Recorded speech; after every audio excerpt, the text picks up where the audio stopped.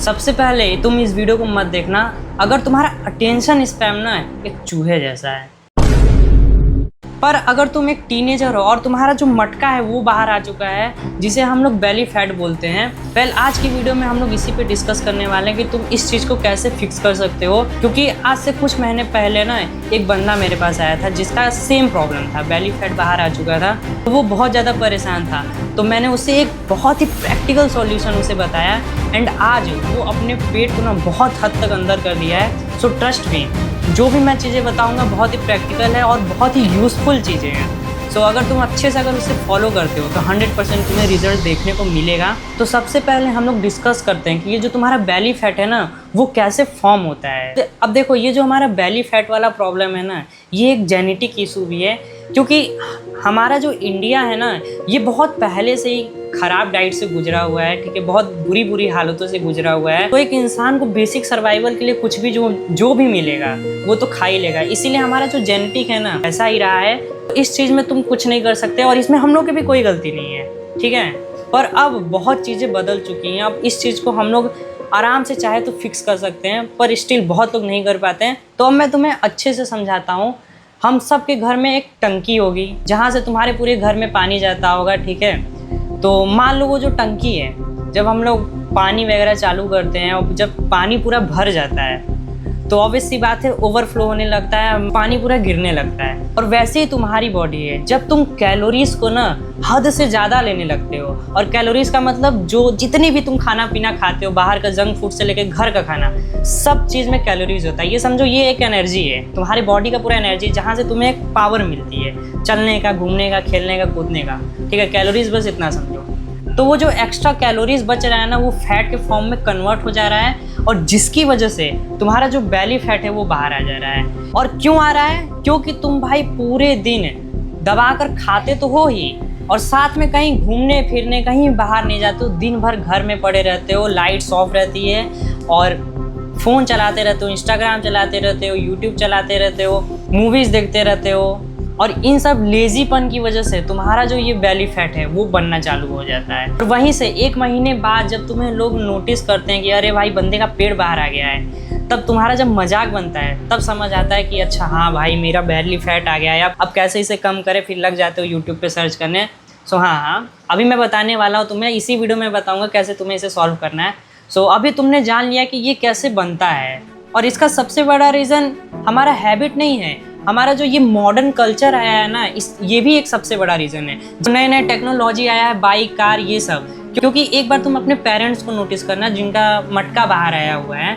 सो एक चीज़ तुम नोटिस करोगे, वो सुबह उठते हैं, ठीक है, खाना खाएंगे जिसमें बहुत सारा कार्ब्स होगा, ठीक है, प्रोटीन तो ना ही के बराबर। खाना खाएंगे और निकल जाएंगे काम पे। कैसे? बाइक से, कार से।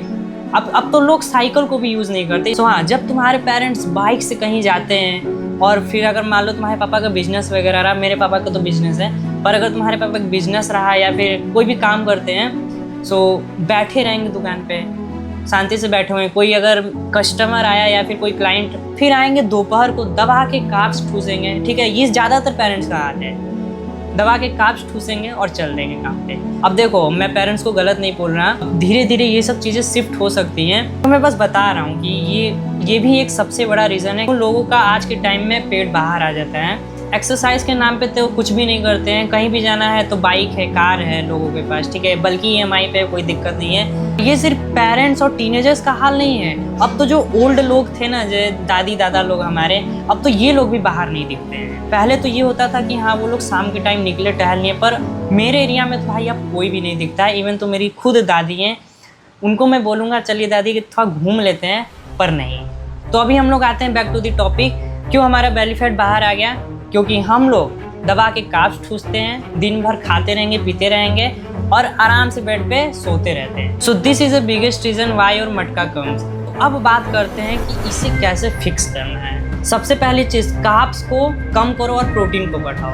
अब देखो, कार्ब्स को कम करने का मतलब ये नहीं कि खाना ही खाना छोड़ दो, जो कि तुम्हें बहुत लोग एडवाइस देते होंगे कि खाना खाना छोड़ दो, जिम ज्वाइन कर लो, 1 महीने जिम करके देखोगे तो तुम्हारा जो मटका है वो कम हो जाएगा। पर ऐसा कुछ नहीं होता है। तुम्हें खाना खाना नहीं छोड़ना है, तुम्हें घर का खाना खाना है, तुम्हें बाहर का खाना छोड़ना है। क्योंकि तुम एक टीनेजर हो, तुम्हारा ये ग्रोथ फेज है। अगर तुम खाना ही खाना छोड़ दोगे तो हाइट में इफेक्ट आ सकता है, तुम्हारी ओवरऑल ग्रोथ में इफेक्ट आ सकता है, तुम्हारा टीनेज ग्रोथ में इफेक्ट आ सकता है। सो खाना को खाना नहीं छोड़ना है, बस तुम्हें कैलोरीज को मेंटेन करते हुए चलना है। अपने डेली लाइफ को ना ऑब्जर्व करो कि तुम कहाँ क्या खा रहे हो और कहाँ से कैलोरीज बहुत ज़्यादा स्पाइक हो रही है। जहाँ तुम्हें दिख रहा है ना कि बहुत ज़्यादा यहाँ पे स्पाइक हो रहा है, तो उसे कम करना है। ठीक है, तुम अगर दिन भर में 2000 कैलोरीज लेते थे ना, तो अब से तुम 1500 कैलोरीज लोगे। जहाँ तुम्हें बहुत ज़्यादा खाना खाने को ना छोड़ना होगा और तुम्हें उसकी जगह प्रोटीन को ऐड करना होगा। क्योंकि हमारा जो इंडियन डाइट है इसमें तो प्रोटीन नामक चीज़ ही नहीं है बिल्कुल।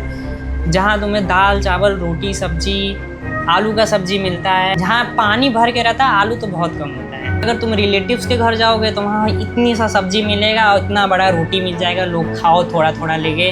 कार्ब्स ना भर भर के इंडियन डाइट में मिलता है। बस तुम्हें इसमें ऐड ऑन क्या करना है ना, तुम्हें प्रोटीन को ऐड ऑन करना है। फूड में बता देता हूँ, सोया चंक ले सकते हो, एग लेते हो अगर खाते हो तो, ठीक है, पनीर वगैरह ले सकते हो, दही वगैरह ले सकते हो। बेस्ट सोर्स ऑफ प्रोटीन है। अगर तुम्हारे पास पैसा वगैरह है, जो कि ज़्यादातर टीनेजर्स के पास नहीं होता है, अगर है तो तुम एक वे प्रोटीन में इन्वेस्ट कर सकते हो, जो कि मैं अभी इन्वेस्ट किया हूँ।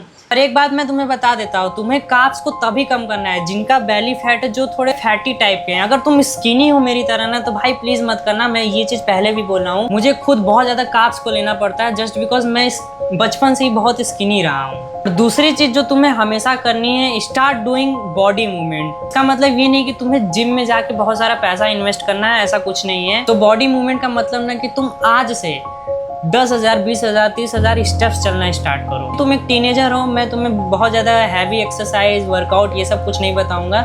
बस तुम्हें करना क्या है, डेली 30,000 से स्टेप्स चलना है। अपने घर के बाहर निकल जाओ, फुटपाथ वगैरह है तो वहाँ पे चलो। लेकिन यार पता ही है हमारे इंडिया के रोड का हाल, मैं बोलूँगा फुटपाथ वगैरह पे मत चलो। तुम्हारा जो छत है बहुत ही बेस्ट ऑप्शन है, छत पे तुम चल सकते हो, या फिर अगर घर के बगल में पार्क वगैरह है तो तुम वहाँ जा सकते हो। और अगर तुम चाहो ना तो साथ में एक्सरसाइज वगैरह भी कर सकते हो। क्योंकि मैं तुम्हें इसलिए नहीं बता रहा ना, टीनेजर हो, लग जाओगे सिक्स पैक निकालने में लोगों को दिखाने के लिए।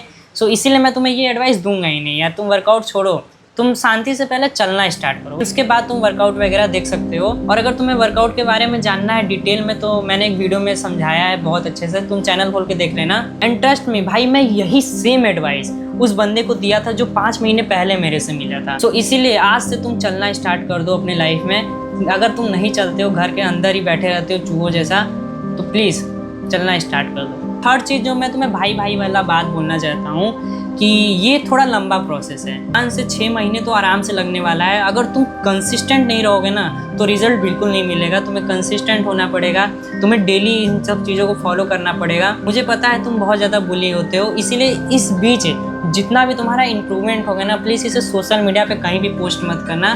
शांति से तुम अपना काम करते रहो, क्योंकि 100% चांस है तुम्हारा मजाक हमेशा बनाया जाएगा कि अरे तुम मोटा है, कैसे पतला होगा, ये वो। मैंने देखा है, और मैं भी कोई दूध का दूल्हा नहीं हूँ, मैंने भी ऐसे लोगों का मजाक बनाया है। इसीलिए मैं खुद को ऑब्जर्व करते हुए बता रहा हूँ कि प्लीज़ ना ही तुम किसी को बताना, ना ही तुम सोशल मीडिया पे पोस्ट करना है इस चीज़ को। तुम्हें बस इस चीज़ को फिक्स करना है और तुम्हारा जो टीनेज ग्रोथ है ना उसे बढ़ाना है, ना कि तुम एस्थेटिक बॉडी लेके इधर उधर घूमो। तो हाँ भाई, अब जाओ तुम एक्शन लो और अपने ये जो बेली फैट है इसे कम करो।